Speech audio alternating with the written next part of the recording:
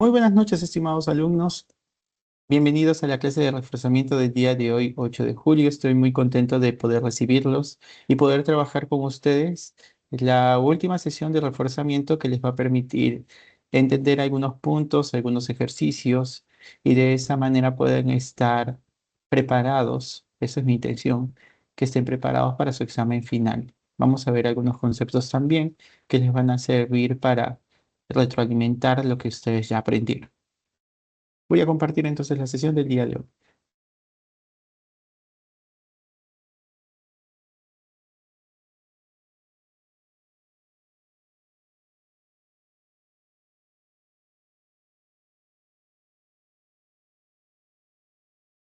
Muy bien, bienvenidos entonces nuevamente a esta clase de reforzamiento. Hoy día corresponde al repaso de examen final de teoría. ¿Cuál es el resultado de aprendizaje del día de hoy? Es que al finalizar la sesión ustedes deben aplicar estratégicamente las pautas de resolución de ejercicios y los conocimientos aprendidos antes del examen final de teoría en los siguientes temas que son lípidos, azúcares, aminoácidos y proteínas y su estereoisomería. Vamos a empezar primero hablando de lípidos. Habrá un ejercicio de lípidos, luego habrá un ejercicio de aminoácidos y proteínas, para luego trabajar con isomería óptica y por último con el tema final que se trabaja en la sesión de teoría, que es carbohidratos. Ok, vamos sin más a empezar entendiendo primero el ejercicio. Un grupo de estudiantes de ingeniería ambiental desarrolla un proyecto piloto para producir biodiesel a partir de aceite reciclado de restaurantes. El objetivo es proponer una alternativa sostenible que reduzca la contaminación generada por el vertido de aceites usado al sistema de alcantarillado. Antes de la reacción de transesterificación, los estudiantes realizan un ensayo para determinar el índice de saponificación del aceite. Este valor es crucial porque permite estimar la masa molar promedio de los triglicéridos y por tanto calcular la cantidad óptima de metanol y catalizador necesarios. El procedimiento se realiza siguiendo una norma internacional que es el AOCS CD 325. Para ello, acá es justamente uno de los puntos más interesantes como datos. Se pesa 3 gramos de aceite filtrado y seco. O sea, esta es mi masa de aceite, no lo olviden. Y para esa masa se saponifica con un exceso de solución alcohólica de hidróxido de potasio al 0,5 molar. El gasto es de 30 mililitros. Entonces, hasta ahí me detengo y deben de pensar de que en el proceso de saponificación se utiliza hidróxido de potasio, pero el dato te dice que fue en exceso. O sea, usé más de lo debido. Para saber cuánto de exceso yo utilicé, se titula ese exceso. ¿Y cuánto yo utilicé de ácido? Porque recuerda que el hidróxido de potasio es una base y el ácido clorhídrico es un ácido. Por ende, para titular, es decir, para saber cuánto de exceso yo utilicé, gasté 12,5 mililitros de ácido clorhídrico 0,1 normal, 0,5 normal, perdón. Hasta ahí vamos a detenernos un momento y de ahí vamos a seguir avanzando con el texto, ¿ya? Porque con esos datos, con esos tres primeros datos, te dice, determina el índice de saponificación. Para poder determinar el índice de saponificación, yo tengo ya de dato cuánto de hidróxido de potasio se trabaja y cuánto de exceso se está utilizando. Entonces, para ello, vamos a recordar lo siguiente. Vamos a determinar la pregunta A, que es el índice de saponificación. ¿Cuánto será? Es la pregunta. Y para ello utilizaré la serie de datos. El primer dato que te brindan, o el primer cálculo que vamos a hacer en realidad, es calcular los miliequivalentes de hidróxido de potasio que son en total, o sea, lo que utilicé en total, incluyendo el exceso, ¿ya? Eso no se compliquen porque es recontra sencillo. ¿Cómo se calculan los equivalentes utilizados de hidróxido de potasio, simplemente multiplicando la concentración multiplicado por el volumen. Como el volumen está en mililitros, entonces serán miliequivalentes de gasto. Si hubiera estado en litros, hubiera sido equivalentes, ¿ya? Pero para mantener este dato de la cantidad en mili, pues voy a utilizar eso para que puedan multiplicar simplemente. Entonces, los miliequivalentes de hidróxido de potasio en total que se emplearon serán los 30 mililitros que utilicé multiplicado por la concentración de hidróxido de potasio que fue 0,5. Eso sale 15 miliequivalentes. O si gustas, miliequivalente gramo, ¿ok? Lo mismo. Siguiente caso. Ya, ese es el total. Pero de ahí me dijeron que había un exceso.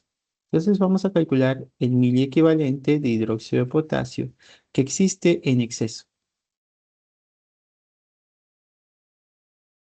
Para ello, vamos a multiplicar. ¿Cuánto fue el exceso? Fue 12,5 mililitros y lo multiplicas por la concentración del ácido. Será entonces 12,5 mililitros, ¿está? Multiplicado por el exceso del ácido que también fue 0,5. Ese valor sale 6,25 miliequivalente. Ya está. Entonces, como tengo el total,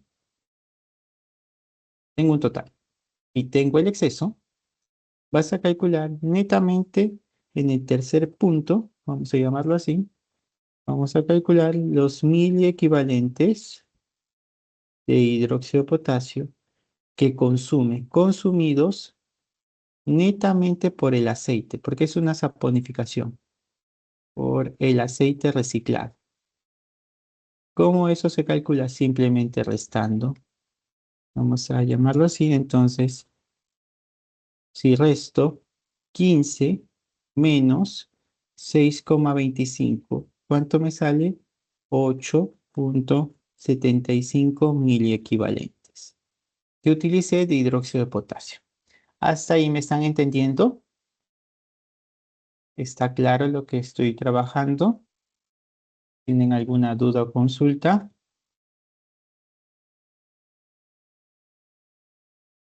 ¿Sí? ¿Todo bien? En el chat también estoy presto para escucharlos, o perdón, para leer en realidad. Si tienen dudas, me escriben. ¿Ya? Ok. Entonces, con ese dato que tú tienes de gasto, vamos a hacer un recordatorio. Recuerda, ¿qué cosas son los equivalentes en realidad, no? Porque yo sé que eso lo has llevado quizás en química o en química general en los procesos de titulación, por eso lo utilizo y eso es lo que se emplea en titulación en realidad. Es básicamente que un equivalente gramo, también se puede llamar así, en el caso de bases, ¿ya? Es igual al peso molecular en gramos y se divide entre el factor teta. ¿Qué cosa era el factor teta en el caso de las bases? Era la cantidad de OHs que existe.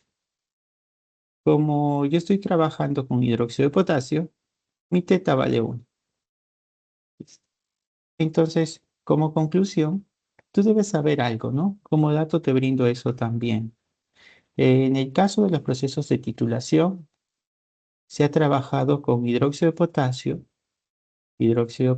y también con hidróxido de sodio. Su teta también valdrá 1.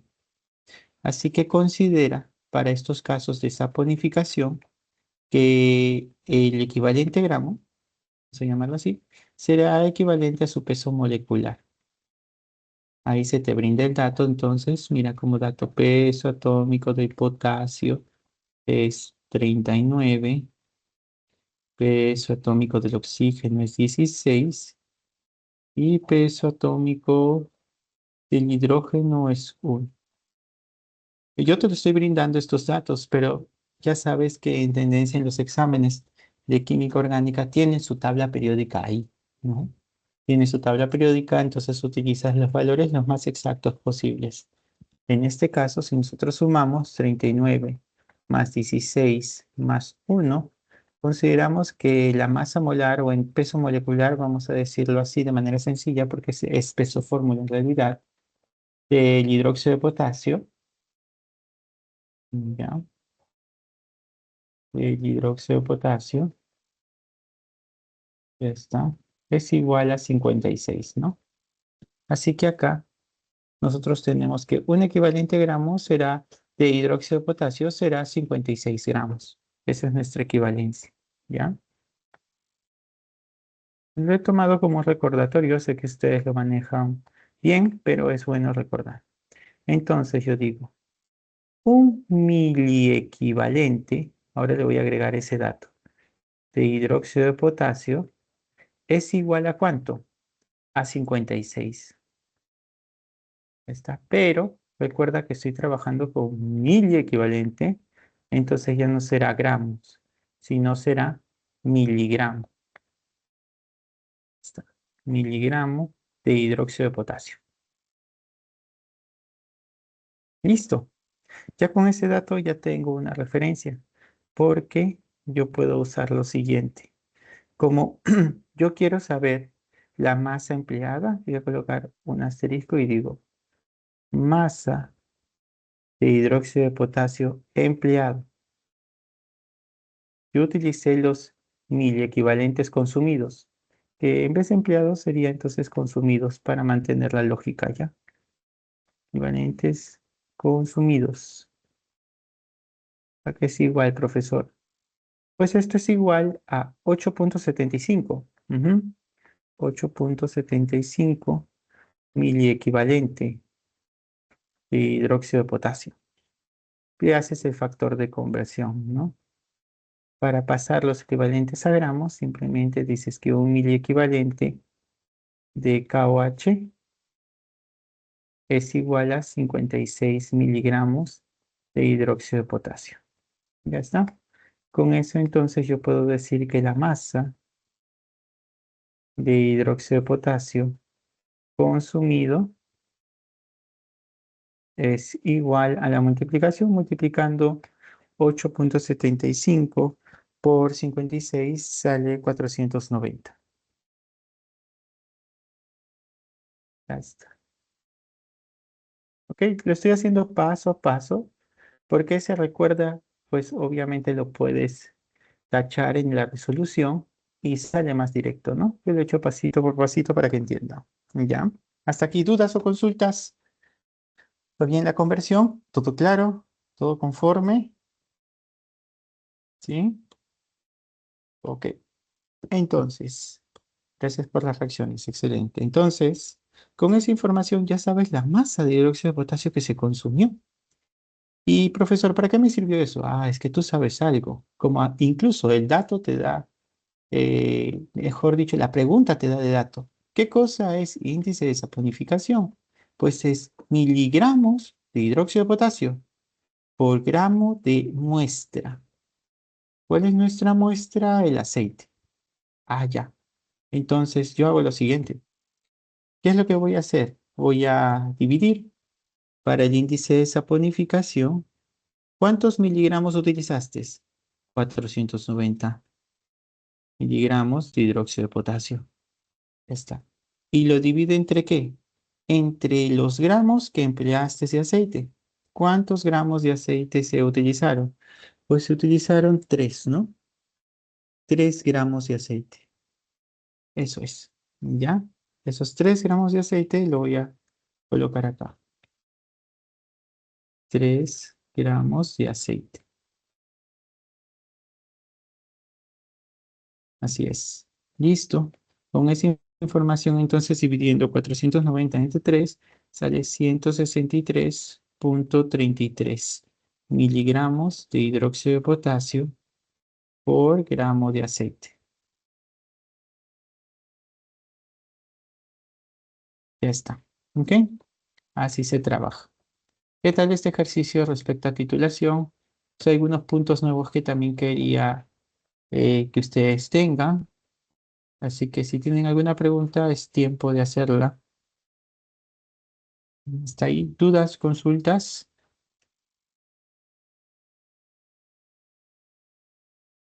Ok, listo. Entonces la A ya calculamos. Ahora te dicen la B. Comparar el valor obtenido con el valor bibliográfico recomendado.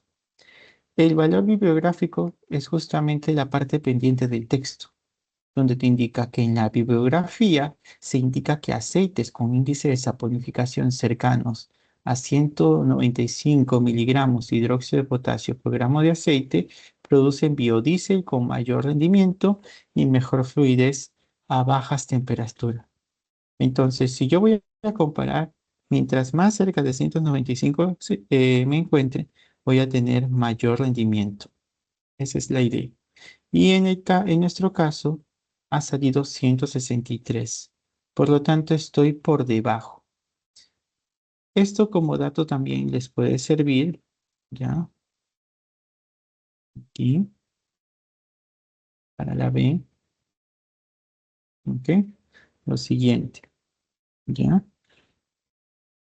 El índice de saponificación, ¿para qué se calcula o para qué sirve? Nosotros tenemos dos valores. Si tu índice de saponificación te sale alto respecto a una muestra, entonces, ¿qué se concluye? Que el glicérido, ya, contiene ácidos. Estoy viendo que mi internet un poquito está fallando, creo que antes la cámara. Ya, ahora sí, glicérido contiene ácidos grasos de menor longitud de onda, grasos de menor cantidad de carbonos.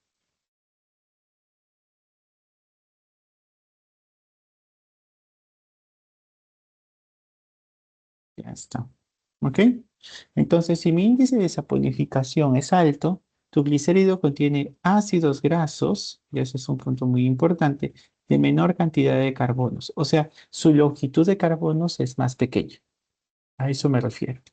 Y obviamente la inversa, si tu índice de saponificación es bajo, entonces tu glicérido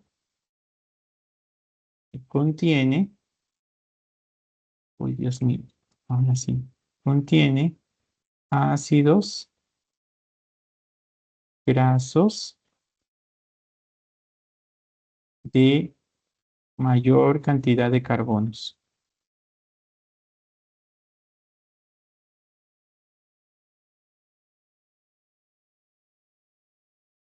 Ay, eso me está fallando un poco mi internet. No sé si me están siguiendo. Ok. Entonces, esa es la idea, ¿ya? Si tu índice de saponificación es alto, entonces tu glicerio contiene ácidos grasos de menor cantidad de carbonos.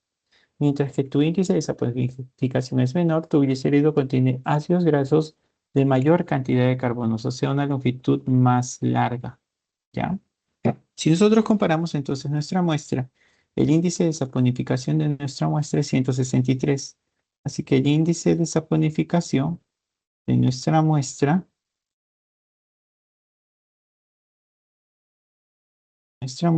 es menor al índice de saponificación teórico.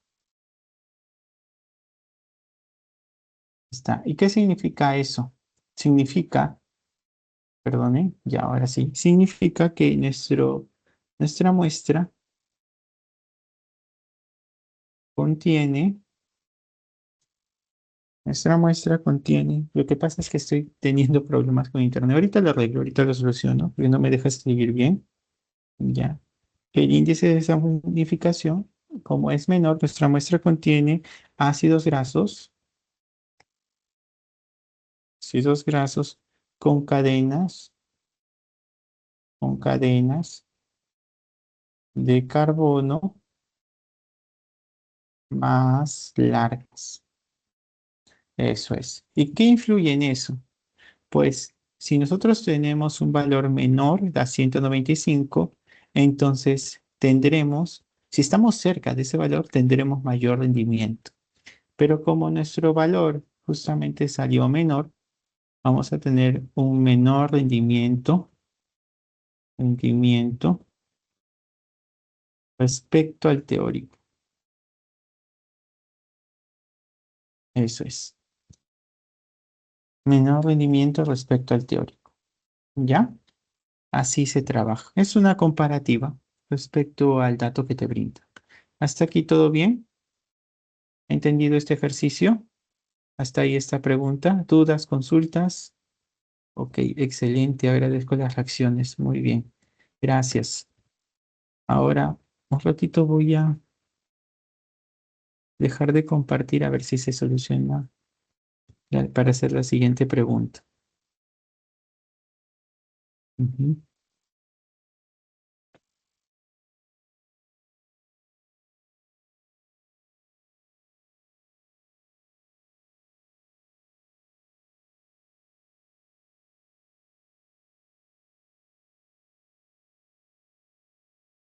Pero ahora vamos a ver.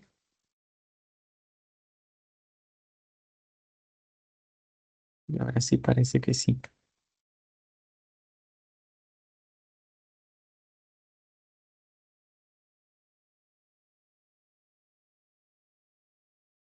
Ujú.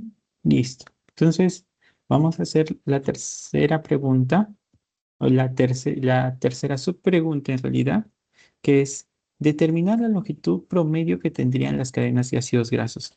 Esa pregunta es muy interesante porque determinar la longitud te permite saber cuántos carbonos en realidad existen.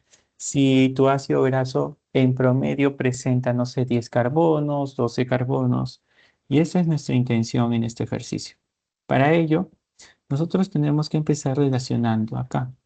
Como nosotros ya tenemos nuestra muestra de aceite, que es un triglicérido que está mostrado a la derecha, entonces tú sabes que en el proceso de saponificación va a depender de la cantidad de enlaces éster que exista.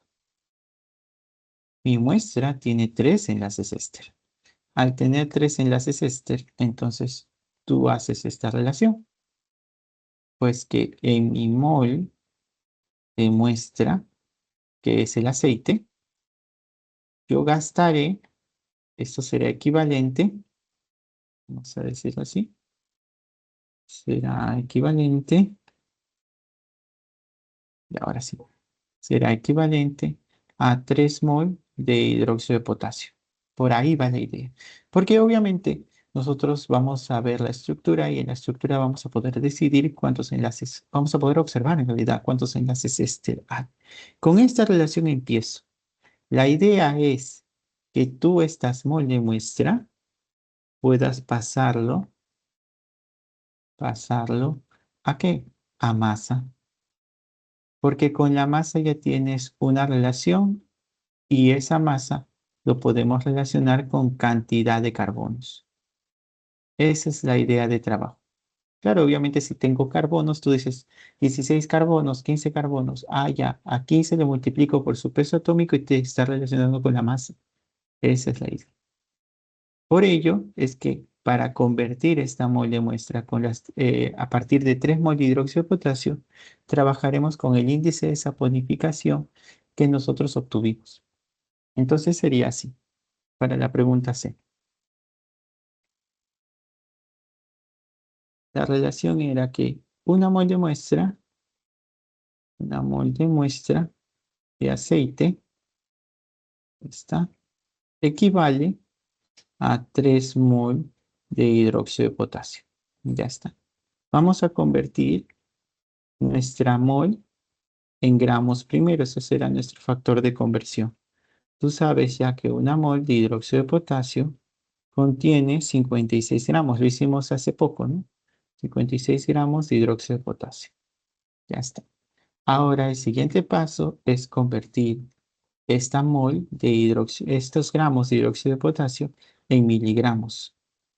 Tú dices, 1 gramo de hidróxido de potasio equivale a 1000 miligramos de hidróxido de potasio. Esta es nuestra equivalencia. ¿Ya? ¿Y por qué lo estoy pasando a miligramos? Porque mol se va, gramos y gramos se va. ¿Por qué es su intención, profesor, de pasarlo a miligramos? Pues debes recuerda el índice de saponificación que te salió. El índice de saponificación fue 163,33 miligramos. Ajá, ahí está el dato. Era miligramos de hidróxido de potasio, esa era la relación, por cada gramo de aceite.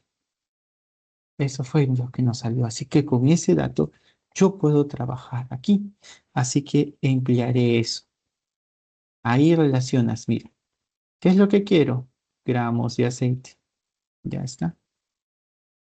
Tú dices, 1 gramo de aceite equivalen a 163,33 miligramos de hidróxido de potasio. ¿Mm? Ya está. ¿Ven? Eso sería mi relación. Ya tenemos todo ya para calcular. En resumen, este valor sería así. Se va mol, se va mol. Se va gramos, se va gramos. Se va miligramos, se va miligramos. Y sería así, ¿no? 3 por 56 por 1000 entre 163,33. ¿Eso cuánto sale? Sale 1028,6 gramos de aceite, porque te queda gramos de aceite finalmente. Gramos de aceite. Ajá. ¿Qué quiere decir eso? Que en mi molde muestra, existe 1028,6 gramos de aceite. O sea, en esta molde muestra, vamos a decirlo así, existen a partir del dato experimental, existen 1028,6 gramos de aceite. Ajá. Entonces, hay algo interesante que nosotros podemos hacer porque ya tienes todo. Pero como te dicen determinar la longitud promedio, esta partecita que está de amarillo es el que tiene cada ácido graso. De ahí sigue la secuencia. Vamos a marcarlo así. Y ahí sigue toda esta secuencia que corresponde al ácido graso. Toda esta secuencia. Ya está. Pero queda algo pendiente que justamente es esto de acá. Lo voy a poner de azul. Esto de acá. Esta zona que está de azul es lo que yo debo eliminar si yo quiero calcular la longitud promedio de mi cadena, porque eso no depende del ácido graso, eso depende de mi glicerol. Esto, de acá, este sector, vamos a borrar y vamos a poner que ese sector está hecho de un H2, vamos a ponerlo así, sí, CH2, ¿cierto? CH y CH2. Entonces ese sector sería un C3H5 por decirlo así. Este sector es el que debo eliminar porque no corresponde al ácido graso, sino corresponde al glicerol. ¿Y cuánto es el peso molecular de este de acá? Pues sería 3 por 12, ¿cierto? Más 5, eso sale 41 aproximadamente. Eso es lo que vamos a restar. Entonces, si yo trabajo con mi ejercicio, yo digo lo siguiente. Restando la parte de glicerol, esta, sería así, 1028,6 menos 41. ¿Y eso cuánto sale? 987,6 gramos que existen en los 3 ácidos grasos, porque eso es la cantidad total. Acá hay 3 ácidos grasos. Pero un momentito, tú debes calcular en promedio por cada ácido graso. Entonces tú dices, por cada ácido graso será igual a 987,6 entre 3. Porque recuerda que es un triglicérido. ¿Y eso cuánto sale? 329,2 gramos. Ya tienes la masa. Entonces, eso podría ser la respuesta hasta el momento. Determinar la longitud, pero Acá me dice longitud, profesor, no me dice masa de cada ácido graso. Entonces, para determinar la longitud, ¿a qué se refiere con longitud, profesor? Se refiere a cantidad de carbonos. La pregunta que te haces tú, entonces, para que mi ácido graso tenga una masa de 329,2 gramos, ¿cuántos carbonos debe tener mi ácido graso? Esa sería la pregunta que tú te harías. Por lo tanto, recuerda que un ácido graso, podríamos dibujar este de acá, por ejemplo. Este es un ácido carboxílico y vienen los carbonos, ¿no? 1, 2, 3, 4, 5, 6, 7, 8, 9, 10, 11, 12, 13, 14, 15, 16. Vamos a dibujar el caso del ácido palmítico. Ácido palmítico, ¿ya? Como ejemplo, nada más, como ejemplo. Esta parte se puede abreviar así. Esto es un CH3 que termina.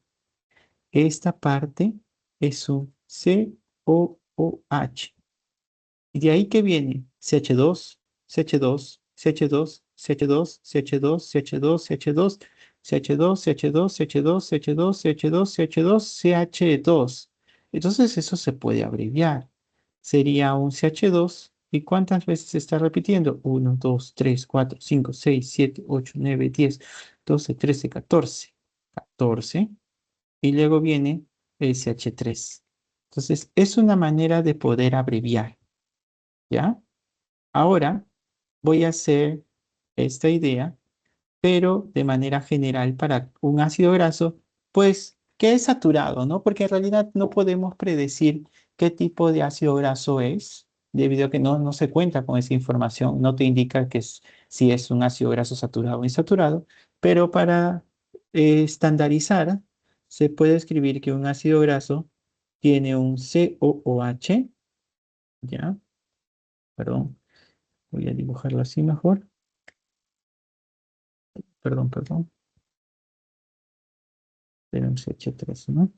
Y ahora sí. Es un COOH que tiene un CH2 que se repite n veces y un CH3. La intención entonces es descubrir cuánto es tu valor de N acá a partir de las masas. Entonces vamos por partes. Para esa información, tú debes sumar esta parte del ácido carboxílico, que sería 12. Peso atómico del carbono es 12, peso atómico del oxígeno es 16, otro oxígeno 16, justamente, y tienes la presencia de un hidrógeno. Ya está. Entonces, más o menos, tú cuentas que esta zona, pues, sería 45. Ya está. Esta parte sería 45. Ahora tienes CH3. Recuerda que el peso atómico de carbono es 12, y acá sería 3 por 1, sería 5. Entonces, perdón, es 3, ¿no? 3 por 1 es 3, ya está. Entonces acá sería 15. Ya tienes eso, ya tienes todo para poder trabajar.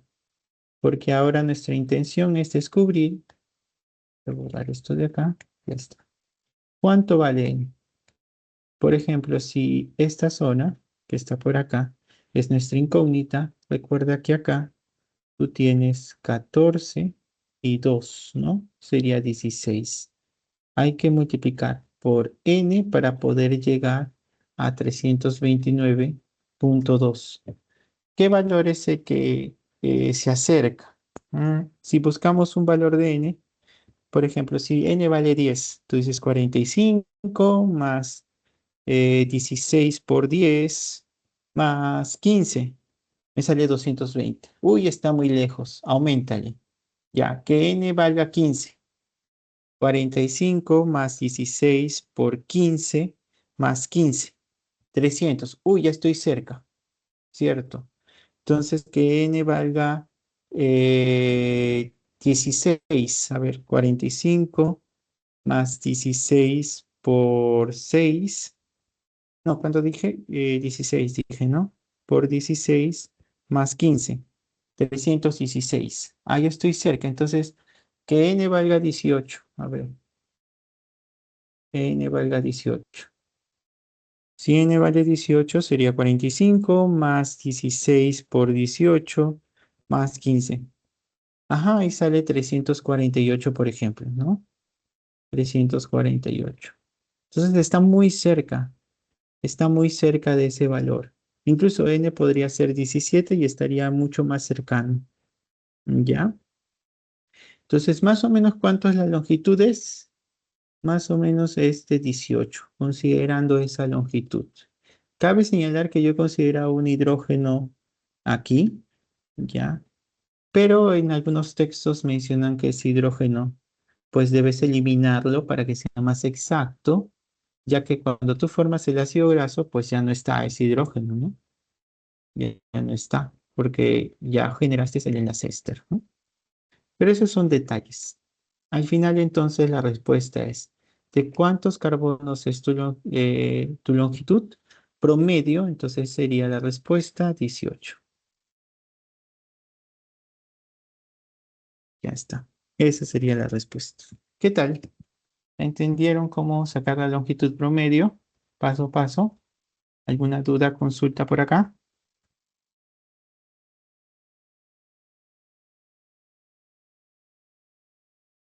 Bien. Entonces, ahora te dice la pregunta final. Indicar los productos de reacción del aceite en medio ácido si este está compuesto por el triglicérido de la derecha. Indicar los productos. Ok, es un proceso de hidrólisis, ¿ya? Porque te dice en medio ácido, entonces estamos hablando de una hidrólisis. Para hacer la hidrólisis, acá tengo la estructura. Vamos a agregarle justamente en presencia de agua, vamos a generar una hidrólisis en medio ácido y calor. Esas son las condiciones de reacción. ¿Qué es lo que hace el proceso de hidrólisis? Es romper el enlace. ¿Qué enlace se rompe? El enlace este. ¿Ok? Entonces, rompemos el enlace. Está. Se rompe el enlace este. Y este enlace este lo que genera es nuevamente glicerol. La intención es que tú dibujes tal cual la estructura, ¿no? Muy similar, para que no te pierdas en el camino.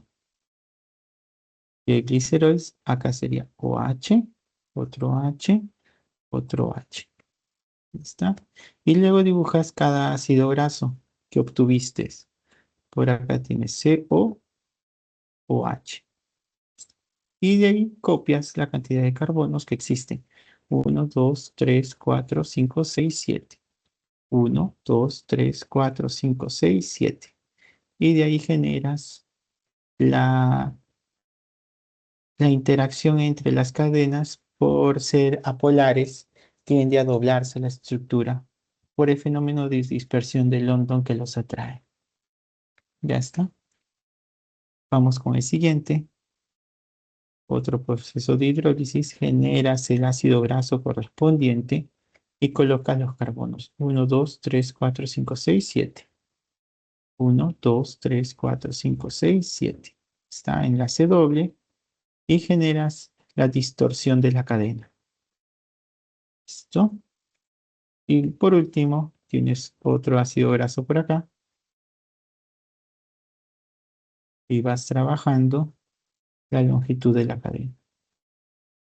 Listo, ya está. De esa manera tienes tres ácidos grasos que generaban el triglicérido. Ujú, ya está. ¿Ven? Hidrólisis en medio ácido. También coloco las condiciones porque en algunas preguntas te pueden venir condiciones. El calor es importante mencionar. Ejercicio número 2. Vamos con el siguiente ejercicio. ¿Ya? Ya terminamos lo que es lípidos. Ahora vamos a trabajar lo que son aminoácidos y proteínas. Te dice que en un laboratorio de bioquímica se busca sintetizar el tripéptido formado por valina, triptófano y fenilalanina. Estos términos se corresponden a la abreviatura para su uso en estudios de estabilidad proteica y análisis espectroscópicos. Los aminoácidos seleccionados son esenciales para el ser humano, que son valina, que interviene en el metabolismo energético muscular y la reparación de tejidos, triptófano, precursor de serotonina y melatonina, reguladoras del ánimo y del ciclo sueño-vigilia, y fenilalanina, precursora de la tirosina y de hormonas como la adrenalina y la dopamina. Con esta información, a usted se le solicita lo siguiente: la estructura del péptido y su nombre. Para ello te están brindando de dato cada uno de los aminoácidos presentes y te están dando la cadena lateral de ellos. Eso es muy importante porque como dato se estará brindando justamente eso, se estará brindando la estructura de cada aminoácido presente. ¿Ya? Tenerlo en cuenta también en sus casos de estudio para que no se memoricen toda la estructura, ¿ya? A veces es más complicado memorizarse todo ello cuando no es necesario. En realidad no es necesario. Ya está. ¿Ok? Entonces, vamos a hacer lo siguiente. Vamos a dibujar la estructura. Mi recomendación es, para formar el péptido, lo que tú debes entender que hay una columna vertebral de los alfa-aminoácidos. Los alfa-aminoácidos están formados por, primero, el grupo amino, el NH2, el carbono alfa, conocido como CH, y luego está el ácido carboxílico. Lo voy a hacer en fórmula semidesarrollada porque es el que más me ha funcionado en la metodología de enseñanza. De ahí ustedes le pueden dar el tino para poder trabajarlo en topológica si gusta. ¿Ya? Todo aminoácido contiene grupo amino, o nuevamente, cada alfa aminoácido contiene grupo amino, carbono alfa, que es el que está de rojo, y el que está de celeste, que es el ácido carboxílico. Entonces, lo que yo voy a hacer es que como yo debo formar un tripéptido, porque este va a estar formado por 3 aminoácidos, voy a copiar esto 3 veces. Y en el caso del grupo amino voy a extender los enlaces como si fuera una desarrollada con la intención que puedan ustedes observar la interacción. Ahí está. Y otro grupo amino más. Dato importante también es por qué siempre empiezo con el grupo amino. Porque por convención el grupo amino representa un inicio de una cadena peptídica. La finalización de esa cadena está conformada por el ácido carboxílico. Ahí está. Hasta el momento he dibujado 3 y ahora sí viene la interacción. Cuando un ácido carboxílico se encuentra con una amina, se genera la formación de amidas. Y al momento de formar amidas, se libera agua, que es lo que yo acabo de sombrear. Entonces ellos se van. Chao por acá, chao por acá. Y lo que te queda lo juntas, que sería el carbono y el nitrógeno. Y a este enlace formado se le conoce como enlace peptídico. A ver si no me entendiste, viene otro. El ácido carboxílico se encuentra con una amina y en el proceso liberas agua. Se va.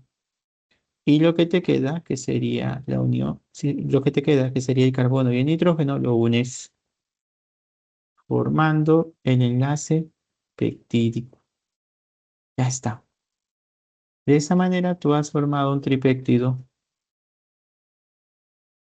Y lo interesante de ese tripéptido es que, ¿cómo yo lo puedo asociar con los aminoácidos que me presentan? Ah, es que en los aminoácidos te dan esta zona, mira, voy a sombrearlo primero, el carbono alfa, que es este, carbono alfa y carbono alfa, y te dan su propia cadena lateral. Esta cadena lateral, que es similar a un propandosil, representa la valina. Esta cadena lateral, que es un anillo indólico, representa el triptófano. Y este anillo, que es un aromático, estamos hablando de una fenilalanina. Entonces, nuestra intención es dibujar eso en la cadena lateral de cada uno de ellos. Pero se trabaja por convención. En el primer caso aparece la valina, ese resto de valina. En el segundo caso nos dijo que era triptófano. Acá está, mira, triptófano. Es mi segundo resto. Así se le llama. Restos son los aminoácidos presentes en el péptido. Y por último viene el resto de la fenilalanina. ¿Ok? Empiezo entonces por el primer resto. En el caso de la valina, vamos a dibujarlo de verde. En el caso de la valina era un CH, CH3, CH3. En el caso del triptófano, por convención, uno va a estar arriba, el otro va a estar abajo, no por convención, sino por estabilidad en realidad.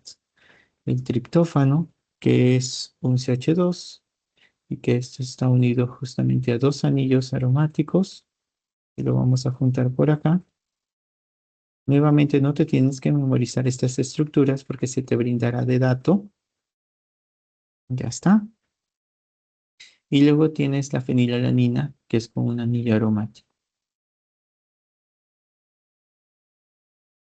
Ya está. Y tienes la estructura. Ahora, para finalizar correctamente esta estructura, es que tanto los aminoácidos como los péptidos y proteínas, las terminales de las cadenas peptídicas, deben estar cargadas. Porque cuando se encuentra un ácido y una base, sucede una transferencia del justamente hidrógeno, donde el ácido carboxílico dona su hidrógeno y se lo pasa al grupo amino que es una base. Recuerda que el ácido dona su hidrógeno chao y lo pasa a la base, que se convertirá en un NH3. Ese es el proceso de transferencia. Pero en el proceso de transferencia se cargan las cadenas, los terminales. El grupo amino se carga positivamente y el oxígeno del ácido carboxílico o del que era el ácido carboxílico se carga negativamente. Esto se conoce como N-terminal y este se conoce como C-terminal. Y ahora sí, esto que te digo es por convención. El inicio es el N-terminal, mientras que mi cadena final es mi C-terminal. Es muy importante indicar el inicio y el final porque un cambio en la secuencia peptídica puede justamente cambiar la función que cumple este péptido en nuestro organismo. Ya es muy importante. ¿Quién inicia? La valina, el resto de valina. Luego, ¿quién sigue? El triptófano. Y por último, ¿qué sigue? La fenilalanina. Con eso puedes establecer un nombre. ¿Cuál es el nombre de mi estructura? La regla es que los primeros que aparecen, el INA lo cambias por I. ¿Recuerdas que yo te enseñé eso la clase pasada o la clase antepasada ya? Sin embargo, había algunas excepciones, como el caso del triptófano, donde solamente la O lo cambias por I. La valina, la INA lo cambias por I, y en el caso del triptófano, la O lo cambias por I. ¿Cómo es el nombre entonces, profesor? El nombre es, vamos a colocar acá, creo que abajo, porque si no, no va a alcanzar adecuadamente. Es Val y está. Y sigues con triptofan y,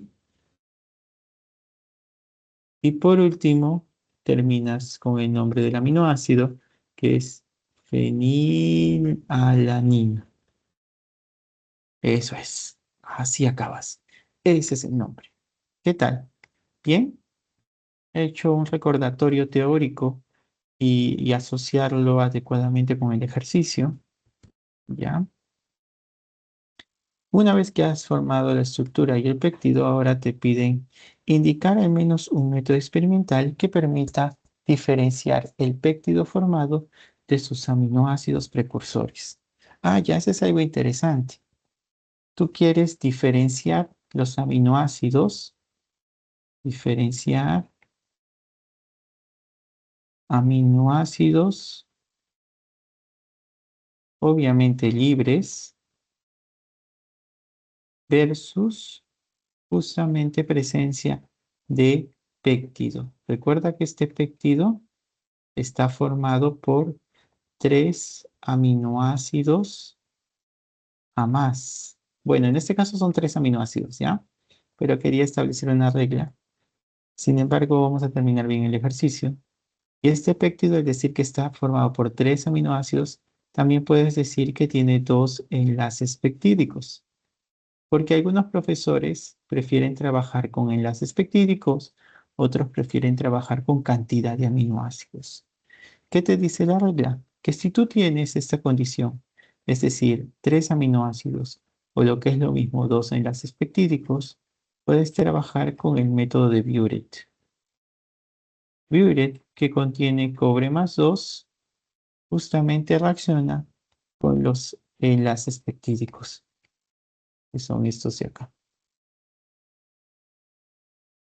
Y da una coloración que es violeta. Si te da una coloración violeta, como sucedió en el laboratorio, quiere decir que es positivo. Cuidado con las coloraciones, ¿ah? Violet positivo cuando es violeta. No te olvides. ¿Ok? Ya está. Ve, listo. Y por último te dice proponer un pH de separación por electroforesis adecuado. En su respuesta dibuje la forma iónica de cada aminoácido. Pues bien, este de acá es algo interesante porque simplemente debemos reconocer que al tener 3 aminoácidos, el punto isoeléctrico me servirá para poder hacer la separación. Recordando que el punto isoeléctrico es el punto donde se encuentra en mayor cantidad el aminoácido como ion dipolar o suiterión. Entonces, para poder hacer este ejercicio, el pH adecuado sería el pH intermedio de los 3.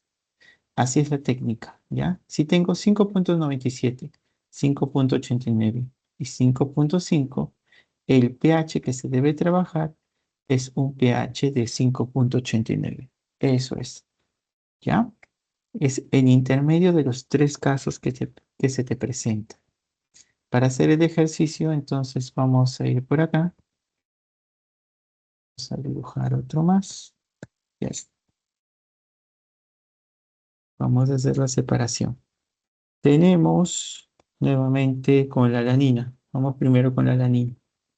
Era grupo amino, carbono alfa, ácido carboxílico. Y como cadena lateral tienes un propan 2-il. Listo. Pero recuerda que ellos deben estar como suiterión, donde el ácido dona su hidrógeno a la base y la base se convierte en NH3. Listo. Se carga el grupo amino, se cargó positivamente y ahora el ácido carboxílico al perder su protón se carga negativamente. Ya lo tienes, ya está todo. Recordar que el punto isoeléctrico de la valina es 5,97. Isoeléctrico es 5,97. Ok, sorpresa. Y tú dices, yo le voy a colocar a un pH de 5. Pero ¿qué sucede a ese pH cuando coloco justamente la alanina? Debes recordar que esto es un rango, ¿no? Si nosotros trabajamos con el punto isoeléctrico, yo siempre a mis estudiantes les digo, utilicen esta herramienta que les va a servir. El punto isoeléctrico es el punto neutro de la alanina, fuera este caso, ¿no? El punto isoeléctrico es el pH en el cual el aminoácido se encuentra como, principalmente como suiterión, es decir, como ion dipolar, es decir, como neutro. Es mi punto neutro. Y la regla es la misma cuando trabajas escala de pH. Por encima de 5,97 estoy en un medio básico y por debajo de 5,97 estoy en un medio ácido. Está. Acá tienes OH y en el medio ácido abundan los hidrogeniones, ¿no? También como dato, pues, lo mejor dicho, ustedes deben reconocer eso. Pero, oh sorpresa, ¿cuál era el pH que yo quería trabajar? El pH adecuado es 5,89. Ah, ya, voy a hacer la separación en 5,89. Entonces tú dices, si mi punto neutro es 5,97 y yo lo quiero llevar a 5,89, 5,89 estoy por encima, ¿cierto? De 5,97. Acá está 5,89. ¿Y qué abunda en ese caso? Pues abunda el medio básico, abundan los iones hidróxido y cargas opuestas se atraen. Esta carga opuesta trabaja con el grupo, con el NH3 y neutraliza esa carga. Eso es lo interesante, interesantísimo. Y se convierte como la base acepta, va a aceptar el protón que le brinda el NH3 y se convierte en NH2, carbono alfa, todo lo demás igual. Y luego tendrás COO negativo. Y listo. ¿Qué te queda? Una sustancia con carga negativa. Y eso será un anión. Ya está, ¿ves? Esa es la secuencia, eso es lo que te puedo proporcionar. Es un poquito largo hasta que tú te acostumbres y hacerlo de frente, ¿no? Ah, 5,97. Lo quiero llevar a 5,89. Ah, 5,89 está por encima y por encima es un medio básico. ¿Y qué abunda en un medio básico? OHs. ¿Ves? Lo puedes hacer de frente, todo depende de la práctica.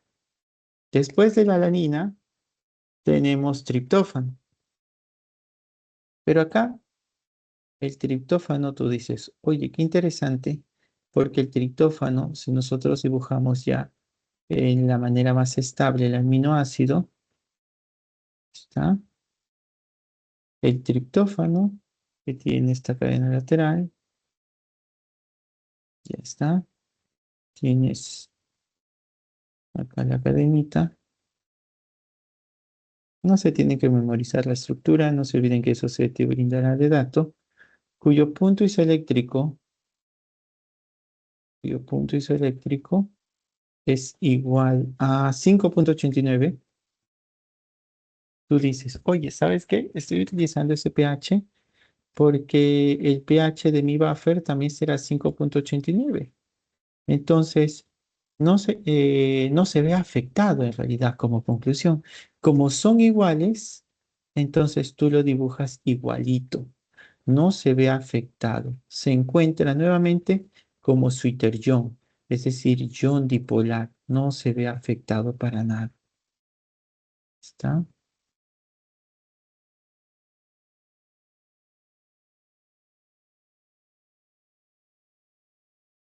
Ya está. ¿Ve? Así que este queda como Switer-Young o ion dipolar y eso representa una carga neutra. Es neutro, así es. Y por último, ya que existe la alanina y el triptófano, pues tenemos que hacer lo mismo con la fenilalanina. Solo voy a escribir de arriba hacia abajo, ¿ya? Alanina. Cadena lateral, lo mismo. Tenemos grupo amino cargado positivamente, carbono alfa y luego está el carboxilato, ¿no? En mi caso de la fenilalanina, mi estructura es así. Y tú dices, mi punto isoeléctrico de la fenilalanina es 5,5. Ujú. Es decir, que si yo tengo mi escala de pH, 5,5 es mi punto neutro. Por encima estoy en un medio básico y por debajo estoy en un medio ácido. Es como una técnica. Y lo que tú haces con esa información es decir, pero yo lo voy a llevar a un pH en el cual no es de 5,5, sino es de 5,89. Está. Esa es la regla. Ya está. Entonces, eh, acá hubo un error también, porque yo he visto mal, lo siento. Acá es 5,97, no el punto isoeléctrico. Y yo he puesto 5,89. Disculpen, 5,89 está por debajo, ¿no? Yo he visto mal, lo siento mucho. 5,89 está por debajo. Yo he visto 5,37, pero era 5,97. 5,97. Y 5,89 está acá. Ahí está. Entonces, es todo el proceso a la inversa. Pero yo sé que ustedes me van a entender. Ya está. 5.89, ¿no? Entonces, yo lamento. Y mal y al revés. Ya está. Entonces, sería así. Si yo tengo 5.97 y lo quiero llevar a 5.89, estoy por debajo. 5.89 está por debajo de 5.97. Entonces lo que abundaría sería el medio ácido. ¿Ya? Medio ácido.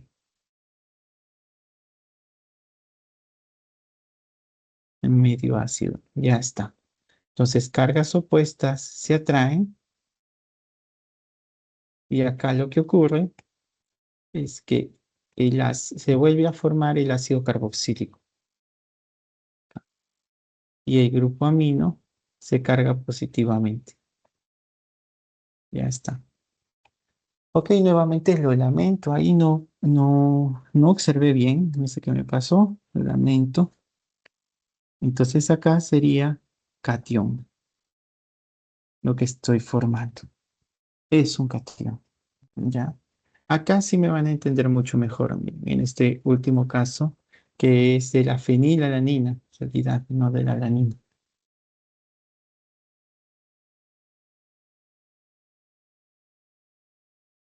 La fenilalanina. Ya está. Entonces, ¿qué te dice el dato? Pues que mi punto isoeléctrico es 5.5. Nuevamente, el dato manda, ese es tu punto neutro. Pero yo lo quiero llevar a 5.89. 5.89 está por encima de 5.55, 5.89. ¿Y qué abunda entonces? El medio básico, la presencia de OHs. Está. Y eso va a interactuar con la carga positiva. Eso es, va a interactuar con la carga positiva. Y lo que hace la base es aceptar. Acepta. Y el NH3 se convierte en NH2 porque le quitas un hidrógeno ya que la base acepta. El carbono alfa ni lo toques, todo igual con su cadena lateral. Y luego tienes la presencia del carboxilato que es carga negativa. Y ese se convierte en anión. Y de esa manera, ahora sí, tú tienes la capacidad de poder separar, porque tienes la presencia de qué? De un catión, tienes la presencia de un átomo neutro y tienes la presencia de un anión. Si la pregunta te dice hacia dónde se desplaza, por ejemplo, cada aminoácido, tú dirás que el catión se desplaza o va hacia el cátodo, hacia cátodo. ¿Está? En el caso del átomo neutro, pues no se desplaza, se queda en el centro, mientras que el anión se va hacia el ánodo. Eso es, ¿ya? Esa es la característica y eso debemos tenerlo en cuenta también. ¿Qué tal? ¿Bien? ¿He entendido esta parte? ¿Mm? Sí, excelente. Gracias por las reacciones. Muy bien. Excelente, excelente. Ya está. Ujú. Listo. Ya tenemos entonces el ejercicio número 2 también completado. Ahora vamos a hacer el ejercicio número 3. En el caso del ejercicio número 3 te dice, la saxitocina es una neurotoxina producida por dinoflagenados como Alexandrium, Hypnodium y Pyridinium, responsables de la marea roja. Puede acumularse en moluscos, filtradores como mejillones y almejas y causar parálisis en humanos al bloquear los canales de sodio dependientes de voltaje.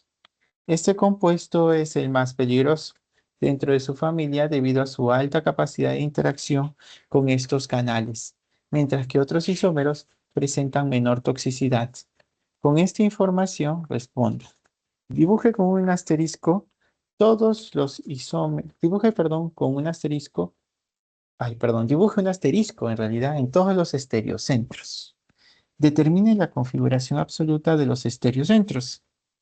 Explique cómo la estereoisomería podría influir en la afinidad por el canal de sodio y por ende en la toxicidad de este compuesto Y justifica si se puede utilizar luz polarizada para determinar la pureza enantiomérica de una muestra de saxitocina aislada de molusco. Muy bien, entonces vamos a organizarnos aquí. Un momento, por favor. Ya está. Entonces, para organizarnos hay que entender algo. Para poder organizarnos, primero hay que entender qué cosa es un estereocentro en sí. Un estereocentro, vamos a colocarla acá, estereocentro, está, es un átomo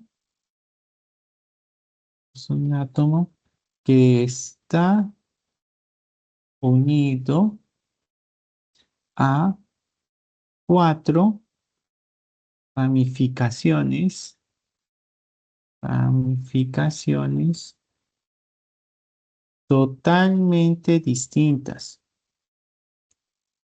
distintas. ¿Ya? Es una característica. Hablando netamente de un estereocentro, es un átomo que está unido a cuatro ramificaciones totalmente distintas. Esas ramificaciones justamente se trabajan, o mejor dicho, los estereocentros más conocidos pueden ser carbono, oxígeno, nitrógeno y azufre, por ejemplo. Hablando netamente de átomos. Sin embargo, el oxígeno no genera estereocentros. Y también, de manera sencilla, los nitrógenos sin carga, ojo, nitrógenos sin carga, tampoco son estereocentros, porque hemos visto en el PPT de teoría presencia de nitrógenos que tenían carga y eran considerados estereocentros, claro que sí, pero en el caso de nitrógenos que sean neutros, no lo son, para resumir esa idea. Entonces, si es azufre, sí, podría generar, y si es carbono, también. Pero no hemos visto muchos grupos funcionales con azufre. Entonces me voy a centrar en carbonos. Cuando estamos hablando de un estereocentro asociado a carbonos, estamos hablando de un carbono quiral. Y el carbono quiral debe cumplir el mismo requisito, ¿no? Debe estar unido a cuatro ramificaciones totalmente distintas. Y como son cuatro, estamos hablando de una hibridación sp3. No trabajes con sp2, es decir, con enlaces dobles, ni tampoco con enlaces triples. Carbono quiral asociado a un sp3. Entonces vamos por acá. Ya, ¿tienes nitrógeno? No. ¿Tienes oxígeno? Tampoco. ¿Tienes nitrógeno? Tampoco. ¿Tienes nitrógeno? Tampoco. No, oxígeno tampoco. Este oxígeno, nitrógeno tampoco. No, no y no. Te centras en carbonos, pero dentro de los carbonos tienes este que es un CH2. También tienes este que es un CH2. Tienes este CH2 y tienes este carbono y este carbono. Si tienes carbono con enlace doble, tampoco será considerado un estereocentro, porque como te hablé, solamente los estereocentros de carbono son aquellos que tienen enlace simple. Entonces este no, este tampoco. Si tú ves un CH2, tampoco cumples. ¿Por qué? Porque debe ser necesariamente los cuatro átomos distintos. El CH2 tiene dos hidrógenos que son iguales y el requisito es que todos sean distintos. Si por ahí observas un CH3, pues también lo anulas, porque debe ser todas sus ramificaciones distintas y acá se repiten tres veces. ¿Qué me está quedando? Me están quedando estos carbonos. Mira, este carbono que está de verde cumple el requisito. Porque ¿qué tienes por ahí? Si yo analizo, tienes una ramificación por acá, esta, que es distinto a este lado, así se analiza como un todo, y es distinto a este lado. Ya está. Entonces, profesor, con eso me basta mi sobra porque este es un carbono quiral y dibujamos un asterisco. Siguiente. Este carbono está unido a todo esto, está unido a todo esto, y está unido a todo esto. Ojo, pues ese carbono es también un quiral. Y por último, tienes este carbono que está unido a este, que está unido a este y que está unido a todo esto. Al ser las uniones completamente distintas, porque como ves, nuevamente estoy abordando todo el enlace, no solamente el átomo vecino, sino todo, son completamente distintos. Estamos hablando también de un carbono quiral.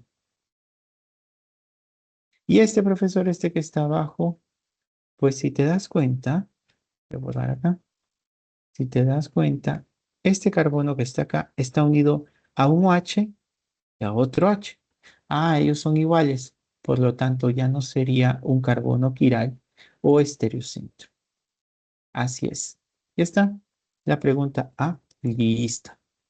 Ahora la pregunta B. Determina la configuración absoluta de los estereocentros. Para ello, vamos a hacer un análisis acá. Vamos a hacer un pequeño espacio.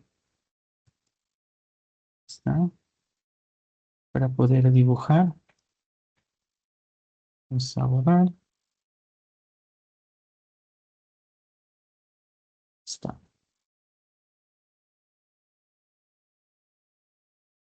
Listo. Entonces, con ello ya puedo trabajar. Vamos a borrar también las entradas y determinamos que este era un asterisco, este es otro asterisco y este es otro asterisco de acá.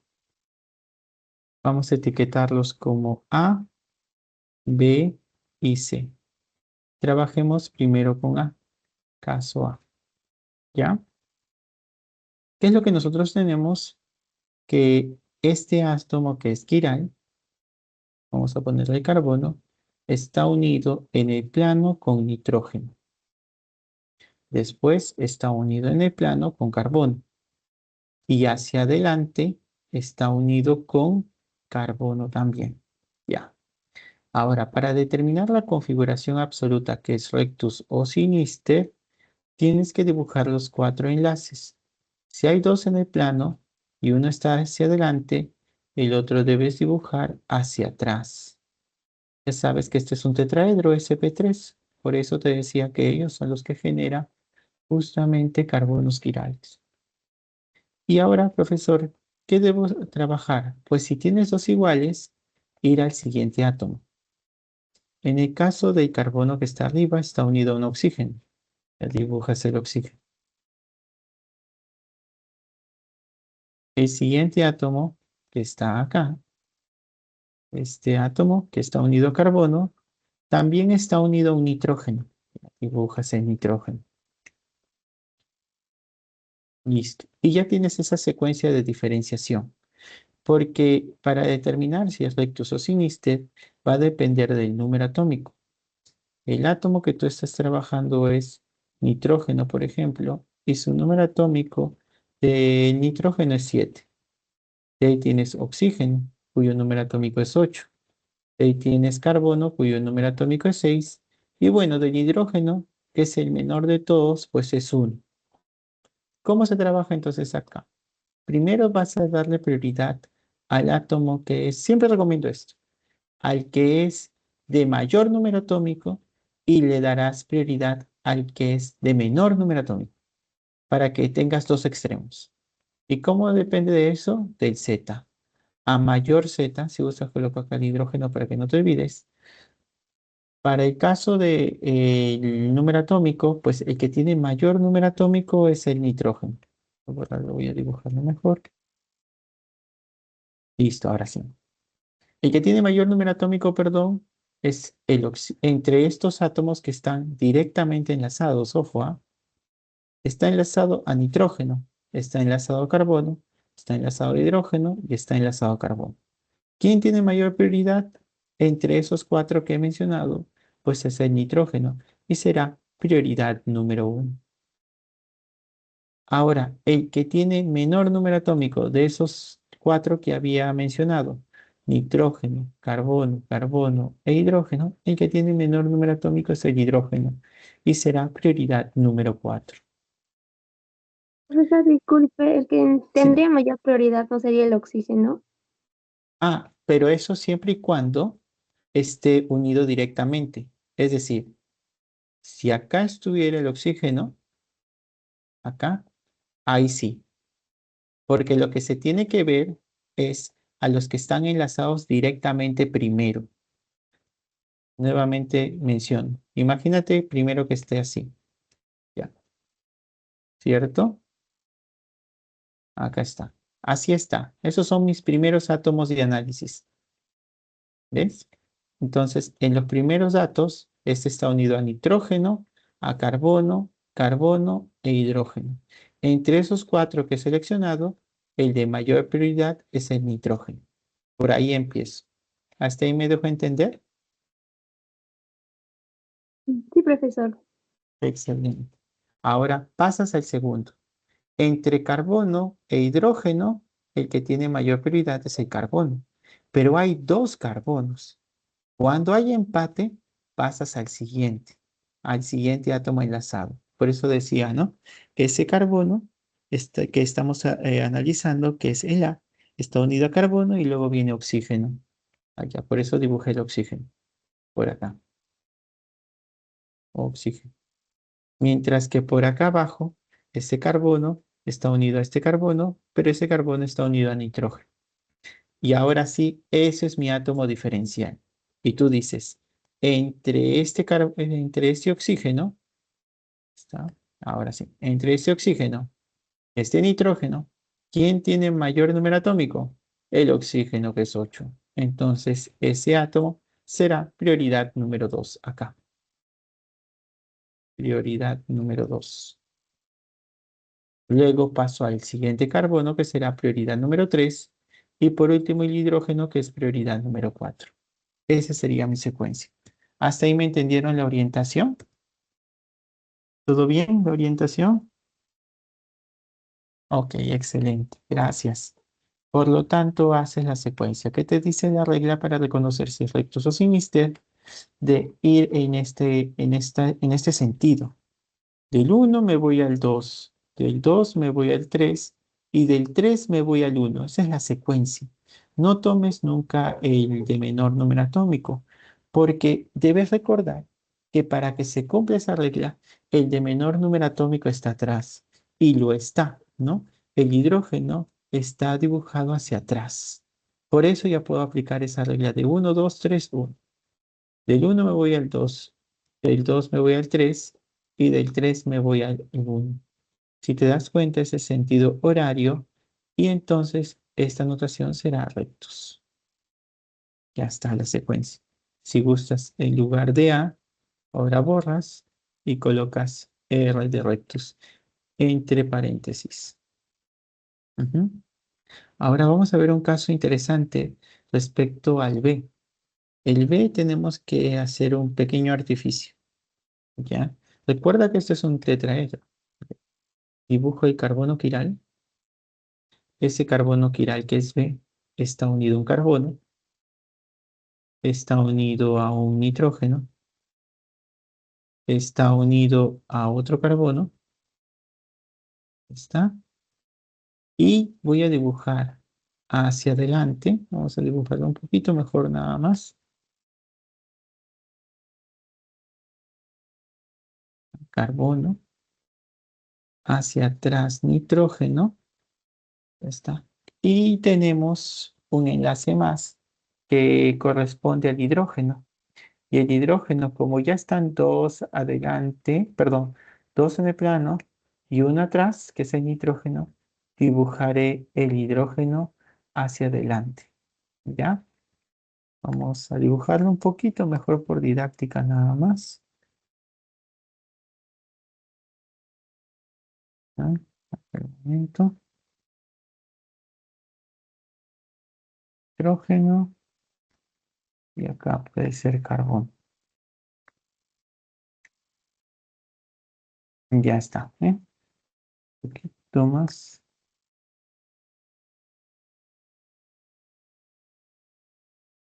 Ya está. Si gustas así, creo que sí se ve mejor. Espero que sí. Ya. O si no, un poquito más arriba, no hay ningún problema. Creo que mi dibujo no está tan bueno. No me gusta mucho mi dibujo, pero quiero que ustedes entiendan esto. Mejor así. Hidrógeno estaba acá, nitrógeno y acá tienes carbono. Y ahora sí creo que está mejor dibujarlo así. Ya está.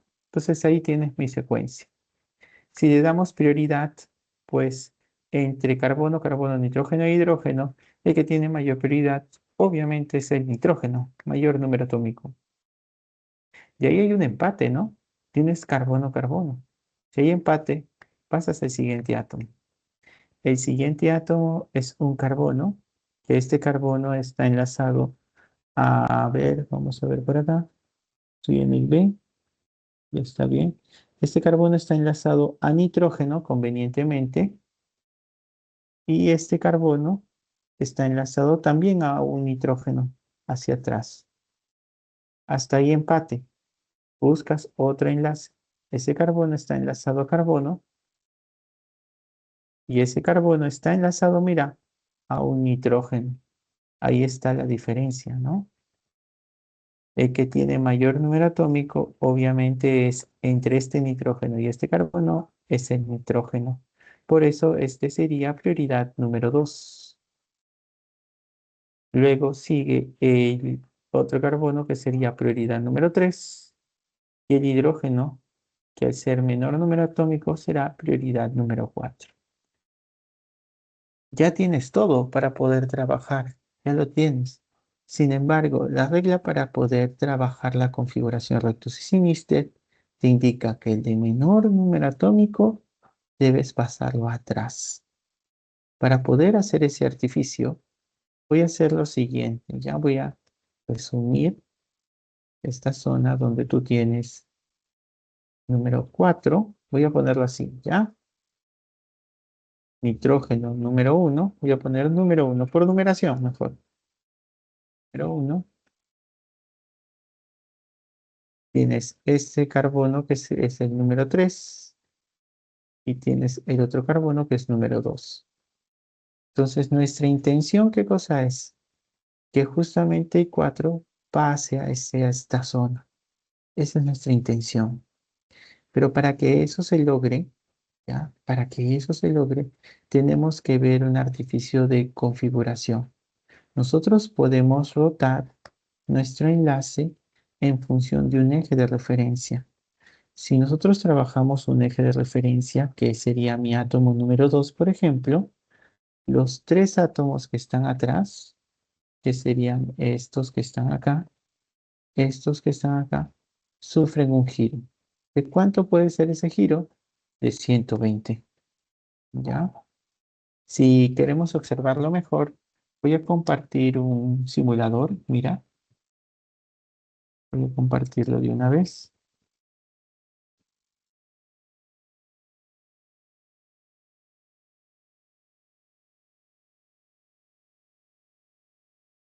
Un momento.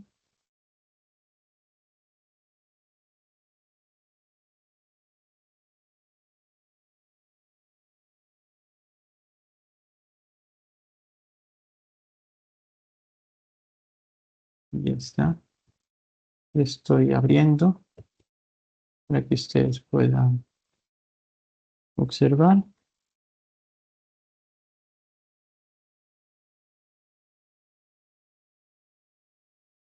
Ya está, ahora sí comparto, mira.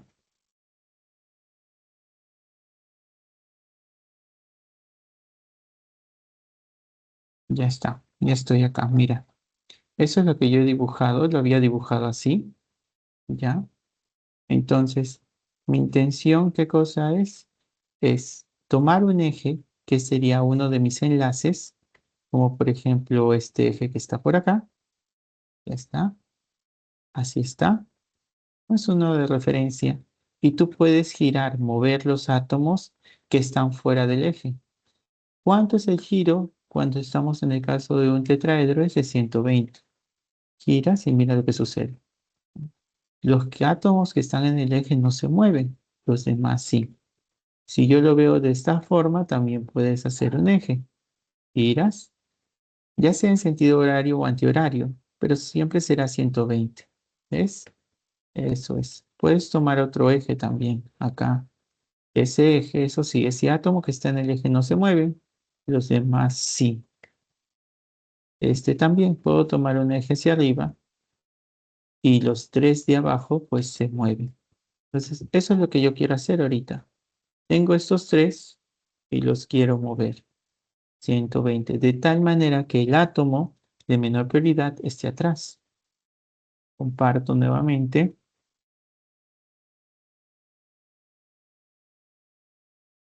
Esta vez, ahí está. En el eje con el átomo número 2 es el que yo voy a tomar de referencia para poder trabajar.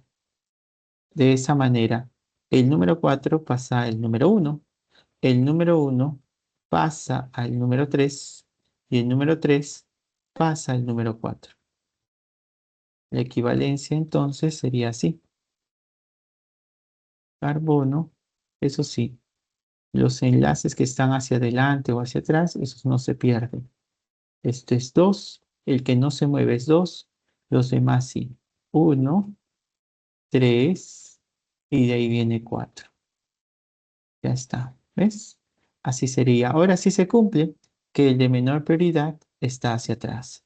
Con ello, tú haces el proceso de equivalencia. Del 1, el giro, perdón. Del 1 me voy al 2, del 2 me voy al 3 y del 3 me voy al 1.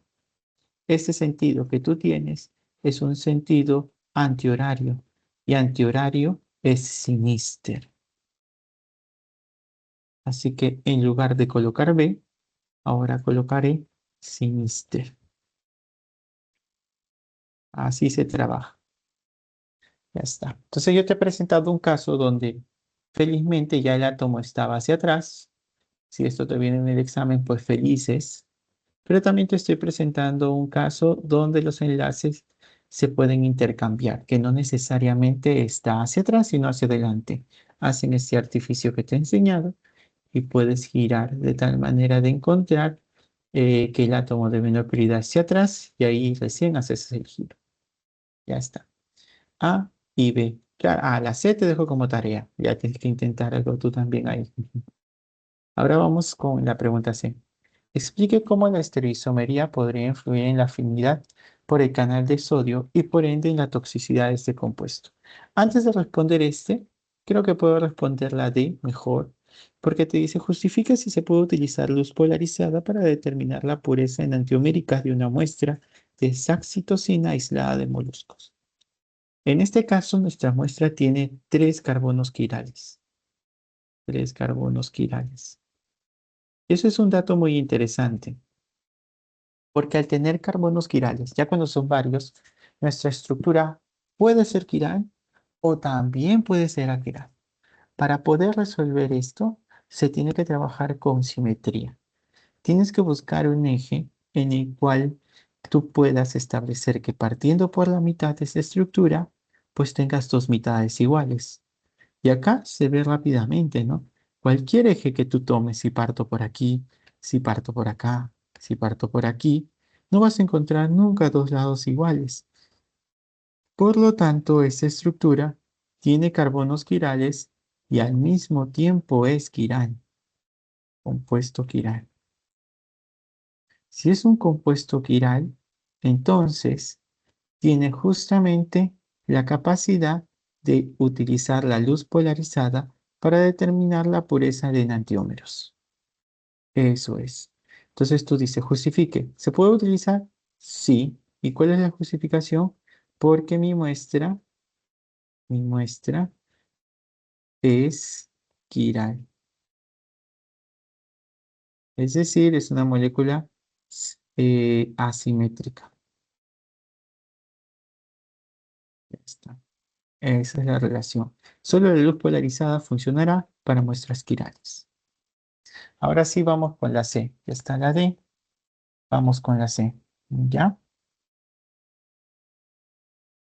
Voy a borrar por acá.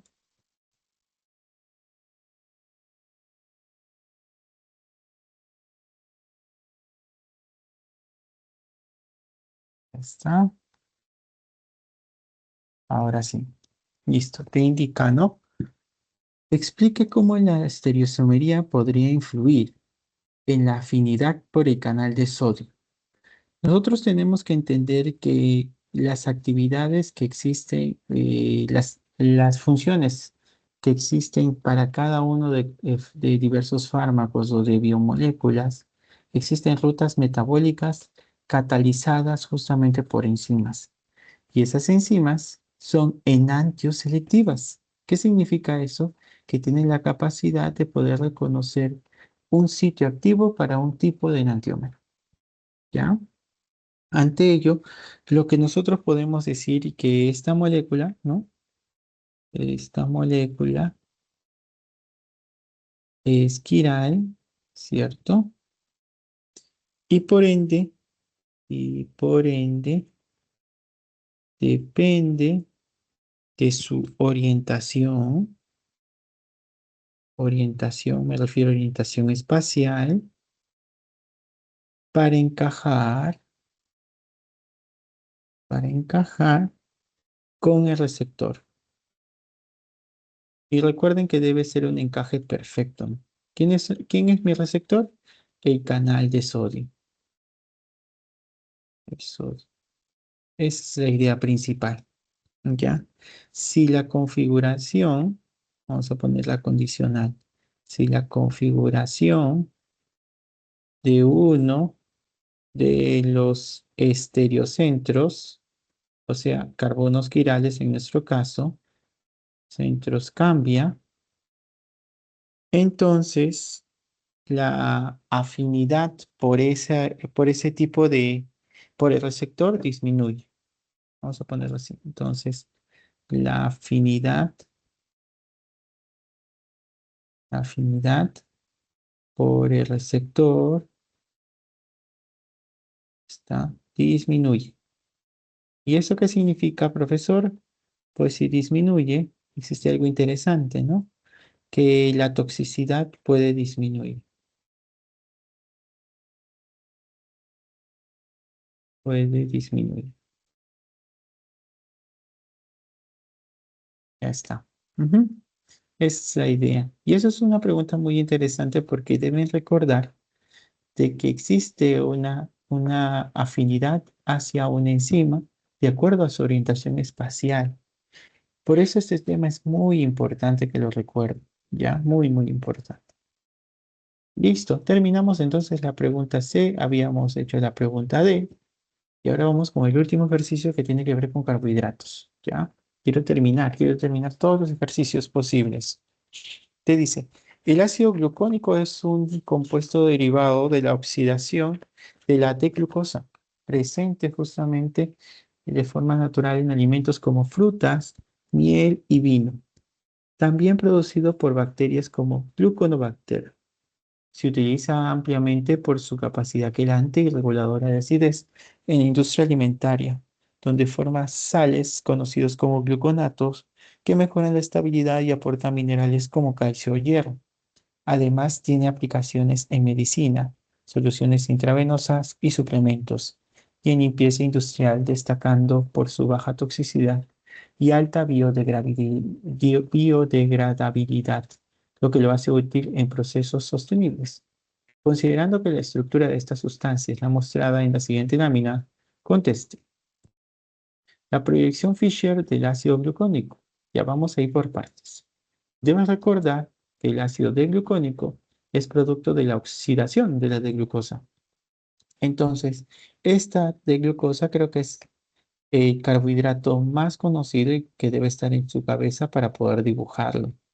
La D-glucosa es una aldopentosa, es decir, es una aldehído. Proyección de Fisher, y toda proyección de Fisher termina en CH2 o H. Ya tienes dos carbonos acá, ¿cierto? Dibujados. Como la de glucosa es una aldohexosa, dibujarás dos líneas horizontales. Perdón, cuatro líneas horizontales. Uno, dos, tres, cuatro. Y listo, ya lo tienes. Y de la D-glucosa es bien sencillo memorizar, porque la D-glucosa, sus grupos hidroxilos son alternados. Uno, dos, tres. Y el cuarto, sí, como estamos trabajando de la serie D, el OH debe estar a la derecha. ¿Qué te dice? Que la D-glucosa se genera, perdón, que el ácido D-glucónico se genera a partir de la oxidación de la D-glucosa. Así que vamos a oxidar con un agente oxidante débil como Tollens, por ejemplo, en medio básico, debes recordar, y la D-glucosa, o en este caso, una oxidación simple eh, para que pueda ser una oxidación suave, ¿ya? Vamos a seguir así, ¿ya? La oxidación entonces genera que el aldehído, porque el Tollens reconoce, ya sabes, aldehídos, pues genere ácido carboxílico y los alcoholes no se tocan. Uno, dos, tres, cuatro.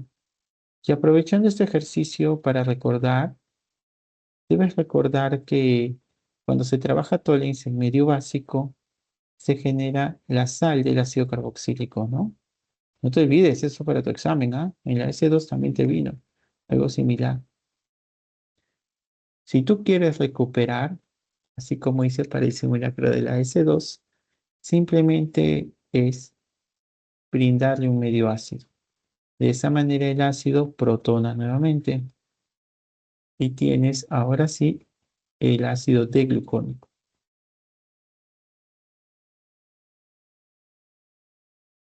Estoy tratando de relacionarlo con lo que sucedió en la S2 también. 3, 4. Ya está. Así es. Y ya tienes justamente la proyección de Fisher a partir de la D-glucosa del ácido D-glucónico. Ahora te dicen la B, perdón. En la B te dicen la estructura del compuesto formado cuando el hidroxilo señalado con un asterisco reacciona con pentandosol. En su respuesta señale claramente el aglicón. Ah, tienes el ácido D-glucónico, entonces te piden que tú puedas hacerlo reaccionar con el pentandosol. Y vamos a hacerlo. Ya vamos a hacerlo, ¿no? La siguiente pregunta. Vamos a hacer un pequeño espacio.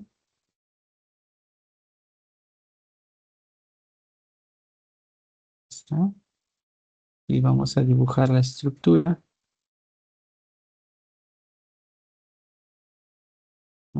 Por favor.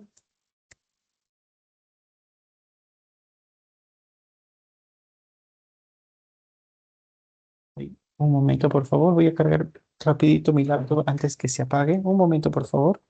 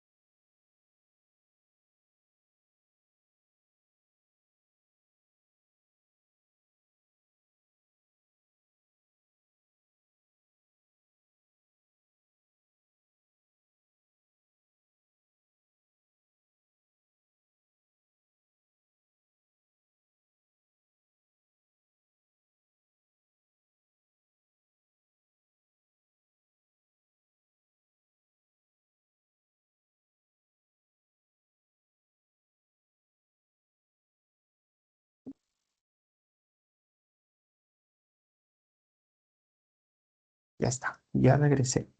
Está cargando. Ahora sí. Vamos a copiar la estructura de tal manera de que podamos hacer el ejercicio.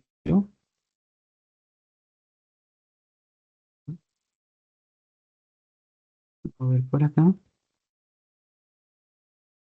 Y voy a copiar en igual. Ya está. ¿Ok? Ahora sí estamos orientados. Muy bien, entonces lo que te pide es que a partir de esa estructura cíclica, tú lo hagas reaccionar con el pentandosol. Si yo hago de manera topológica, uno, 2, 3, 4, 5, unes, está, y en la posición 2 está la presencia del alcohol. Ya falta poco, ya vamos a acabar bien el ejercicio. ¿Qué se produce cuando un alcohol presente en el azúcar reacciona con justamente otro alcohol. Se da un proceso de condensación. En el proceso se libera agua. Y esa reacción que tú has visto es una reacción de acetal.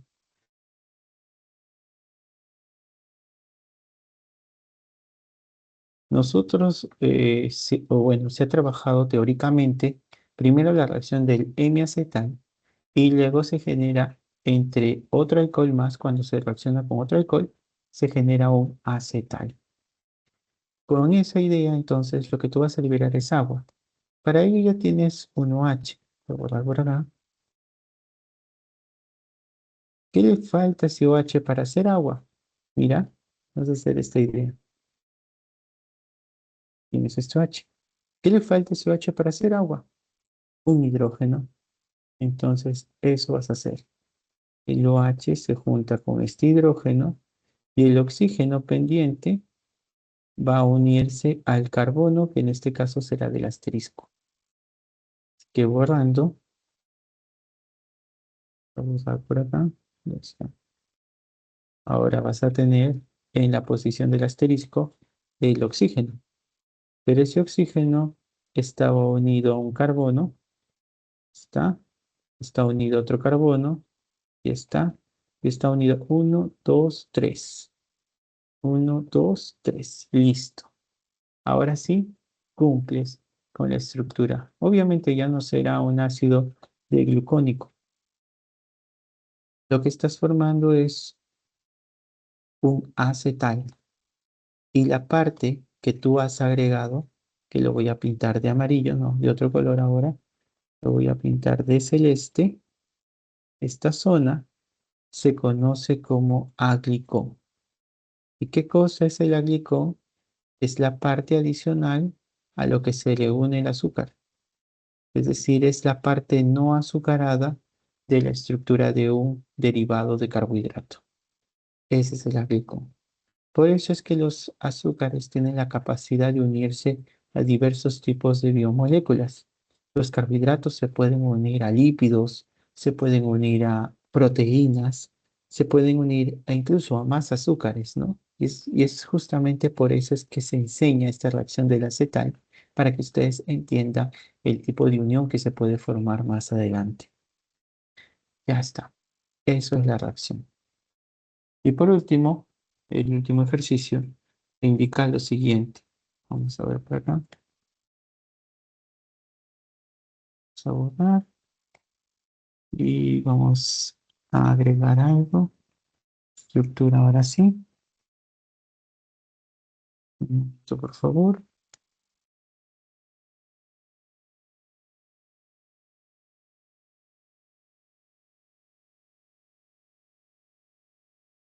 Esta ya lo tengo. Para poder hacer un pequeño espacio. Listo. Ahora sí.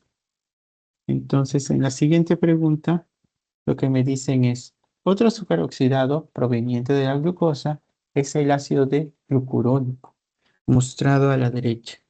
Dibuje un dímero con dos moléculas de este ácido unidas por enlace alfa 1,3. Entonces, primero lo que debemos hacer es que esta estructura que es Fischer, pasar a una estructura que sea Haworth para establecer el proceso de ciclación, y esa ciclación se logra por la reacción de hemiacetal. Así que vamos a recordar el proceso. Carbono 1, 2, 3, 4, 5 y 6. No te dice exactamente el dímero de qué tipo de anillo vas a hacer, si vas a hacer un anillo de 5 o un anillo de 6. No te menciona. Se pueden formar anillos de 5 y 6 porque son los más estables, es decir, anillos de pentosas o dexosas, conocidos como piranosas y furanosas respectivamente, ¿no? Ante ello, voy a proponer justamente una ciclación para un anillo de 6. Anillo de 6. El anillo de 6 se le conoce como piranosa, forma piranosa. Eso también es importante en el examen.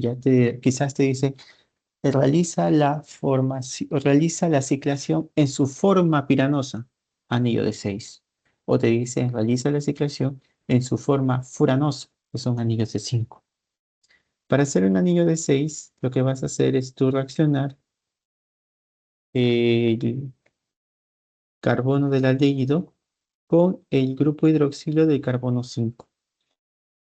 Haces tu anillo de 6, sería primero el aldehído por acá para que se entienda mejor. Está por acá. Y luego haces tu anillo de 6 de esta forma. 1, brindando numeración 1, 2, 3, 4, 5. Y en la posición 5 estaba el OH. Está el OH. Y voy a extender el enlace. Me falta el carbono número 6. Y eso por convención, no por convención, sino que existe una rotación en realidad. Para saber dónde colocas el último grupo funcional, en este caso el ácido carboxílico en el carbono 6, va a depender del tipo de configuración. Como es una configuración del tipo D, el ácido carboxílico en este caso estará hacia arriba, cuando se hace la proyección de Howard. Si en el examen te dice que es de proyección L, ya, entonces será el COH hacia abajo. Ya tienes entonces todo. ¿Qué me faltaría? El proceso de reacción, recordando de que acá lo que se genera es la reacción de un hemiacetal. Para ello, el enlace doble lo conviertes en simple, ¿ya? Por resonancia, el oxígeno se carga negativamente y el carbono se carga positivamente. De esa manera, nosotros podemos hacer lo siguiente. Este oxígeno que está cerca genera un ataque nucleofílico, se rompe el enlace y este oxígeno captura el hidrógeno. Esa es la manera más sencilla de poder recordar la reacción de hemiacetal. Ese es un proceso en equilibrio con tendencia a formar la estructura cíclica. Dibujas tu anillo ya de 6, que sería así. Mira, se cierra. Y acá en una de estas esquinas, por convención, es el oxígeno procedente o el oxígeno generando un hemiacetal. Acá es 2, 3, 4 y acá está el COH. Y acá dibujas un OH porque este oxígeno captura el hidrógeno. Por el momento dibujaré una colita de chancho. ¿Ya? Ya tienes todo, ya tienes casi todo en realidad, porque faltarían los OHs en la posición 2, 3 y 4. Solo enfócate en el 2, 3 y 4 nada más. La técnica es, si el OH está a la derecha, entonces se dibuja hacia abajo. Si el OH está a la izquierda, entonces el OH se dibuja hacia arriba, en la proyección de Fisher. En el caso del 2, el OH está a la derecha, entonces dibujas un OH hacia abajo. En la posición 3, el OH está a la izquierda, dibujas hacia arriba. Y por último, en la posición 4 está a la derecha, entonces dibujas hacia abajo. Y ya está. Eso sería justamente la proyección de Fisher para mi estructura, que es el de glucurónico. Pero me dicen que debo trabajar con un dímero. Y aparte me dice que el enlace sea alfa. Ah, ya. Ahora, ¿dónde se da esa modificación? En este carbono que está acá, que voy a sombrearlo de morado. Este carbono tiene un nombre. Se le conoce como carbono anomérico. Y es el que va a generar la gran mayoría de reacciones en el caso de los procesos biológicos, principalmente. ¿Ya? O también biomoléculas presentes en la naturaleza. Por eso es un carbono muy importante. Como me dice que es alfa, alfa es cuando el OH del carbono anomérico está hacia abajo. Así que lo dibujamos hacia abajo. Dibujamos el OH hacia abajo. Listo, ya está. ¿Cómo se conoce el nombre de esta estructura? Esta estructura en su forma de anillo de 6 se le conoce como forma piranosa. Por lo tanto, el nombre será así, mira, alfa de alfa porque el OH en el carbono numérico está abajo. D porque pertenece a la serie D de los carbohidratos. Y luego colocas gluco porque proviene justamente de la estructura del ácido glucurónico, que ella proviene de la glucosa, entonces sería gluco, piran, porque es justamente su forma piranosa, anillo de 6, y terminas en urónico. Ahí está. Ese sería el nombre. Aprovechando justamente las nomenclaturas que también se han enseñado en teoría. Ok, entonces te dice que lo debes hacer reaccionar esta estructura con un anillo que justamente sea igual, ¿no? Con dos moléculas similares. Lo voy a dibujar un poquito más abajo para que se vea mejor el enlace nada más, pero de ahí se ve bien. Voy a dibujarlo igual todo igualito. Ahí está, lo voy a dibujar hacia abajo así. Está, tienes el oxígeno acá, tienes el OH hacia abajo, está el OH acá, el OH acá, está el OH hacia abajo, y acá tienes el COOH. Listo. Entonces, ¿qué te dice? Que ellos dos deben reaccionar. ¿Pero entre qué carbonos? Te dice el carbono 1 y 3. La numeración es la siguiente. Siempre empezando por este carbono de morado que es anomérico. 1, 2, 3, 4, 5, 6. Acá también. 1, 2, 3, 4, 5 y 6. Entonces, la reacción será entre este OH y este OH, porque ellos son carbono 1 y 3. Entre ellos se va a dar. Y esta reacción, cuando tú tienes la primera parte, era hemiacetal, pero si al hemiacetal le agrego un alcohol, porque en realidad estoy haciéndolo reaccionar con un alcohol, vas a generar finalmente un acetal. ¿Y cómo se genera ese acetal? Fácil, como te enseñé en el caso anterior, ¿no? Que se libera como subproducto, se libera agua. Tienes el OH, este OH si se va con este hidrógeno que estaba acá, voy a ponerlo nuevamente, este hidrógeno se une con este OH para formar agua, ellos se van y luego ese oxígeno se une con el carbono, pero respetando su orientación.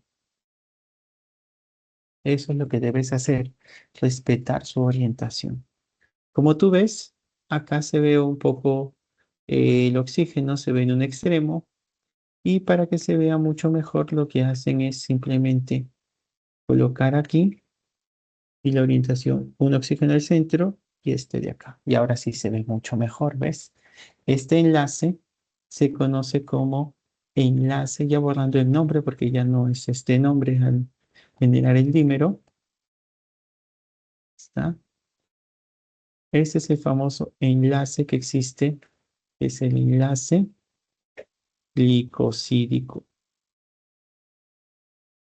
Es el que permite formar justamente los polisacáridos, los oligosacáridos primero y de ahí los polisacáridos.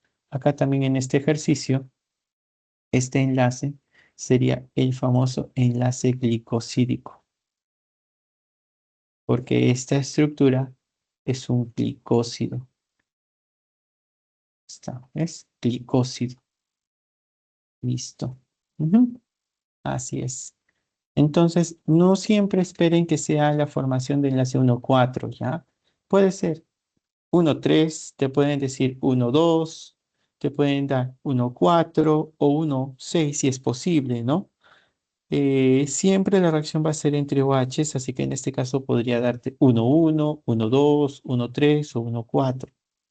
Lo que siempre les digo a mis estudiantes es que respeten este orden, ¿no? Si tu enlace está hacia abajo, eso no lo muevas. Si tu enlace en el posición 3 está hacia arriba, no lo muevas, hay que respetarlo. Y de ahí lo juntas formando una O, que es el enlace glicosídeo. ¿Qué tal? ¿Bien? ¿Entendido? ¿Hay alguna consulta? ¿Pregunta aquí?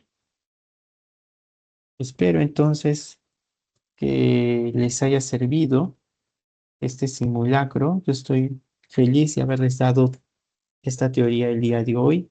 Repasen igual, como siempre les digo, cualquier duda o consulta, está mi correo para poderlos orientar. ¿Ya? Para mí ha sido un placer poder estar aquí con ustedes.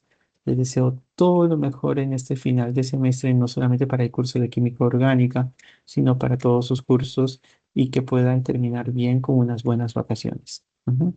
Muchas gracias a todos y cuídense, muchos éxitos en sus exámenes. Hasta luego. Gracias, muchas gracias.